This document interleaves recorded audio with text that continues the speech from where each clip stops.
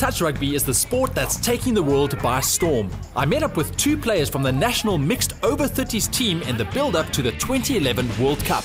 Sean, for how long have you been playing touch rugby now? Started in '99. Well, 6-down touch rugby. I played one touch for a couple of years before that. And yeah, I've been playing non-stop since then. And how many World Cups have you been to? I played 2003 in Japan, 2007 South Africa, and we're going to Scotland now in 3 weeks' time. Now, Steve, you're a coach as well. Who exactly do you coach? I coach at junior level, and yeah, I coach provincial, and then I coach some of the national teams as well at junior level. I understand that you play up to 3 games a day when it comes to the World Cup. I mean, how does your body deal with all of that stress and exertion? Well, the conditioning and training beforehand is very important because it's 3 games a day for 5 days, so it's not just 3 games. It'll be much easier that way. You've got to train and make sure your body's prepared for it. The teams have been training since last year April in between their busy schedules. Most players hold full-time jobs. They are committed to maintaining overall high levels of fitness. A very important thing for you professional athletes is injury prevention. I mean, what are your thoughts on that? No, definitely. If you don't train correctly, I mean, you've got to start with the conditioning. If you don't start with the conditioning, then you're going to fall apart when you start trying to do intensive training. Because it picks up as you get closer, it becomes faster, more plyometrics, which is more explosive, and that's where the guys pick up injuries if they haven't done the conditioning section properly first. So you can't prevent injuries completely when it comes to touch rugby? No, it's like any sport. You've always got the people can roll ankles and those kind of things, and I mean, fingers sometimes get dislocated, and you know, injuries are part and parcel of any sport, I suppose, but they're not usually too extreme. Touch rugby, or touchies and sixies as it's also known, is a minimal contact sport. The game emphasizes running and agility rather than scrumming, kicking and tackling, which helps minimize injuries. Now, we know injury prevention is very important, but I think that it's just as important is recovery. Now, in terms of supplementation, what do you use to make sure that you recover properly? Certainly at my level, L-glutamine is absolutely necessary.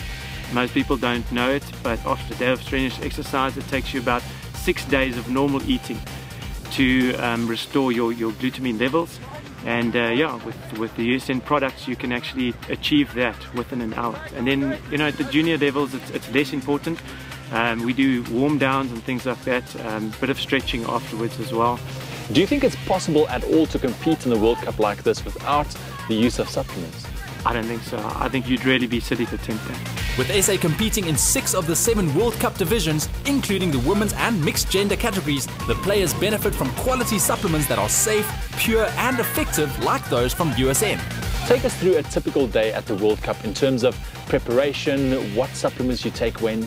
Carb loading is really important, so after breakfast you take a carb load. Ultimately it's all about recovery. We really focused in terms of recovery, so we'll do ice baths afterwards, we'll take a protein shake, you know, your protein whey, and then your glutamine. Sean, from your side, take us through a day at the World Cup in terms of mental preparations that you're doing.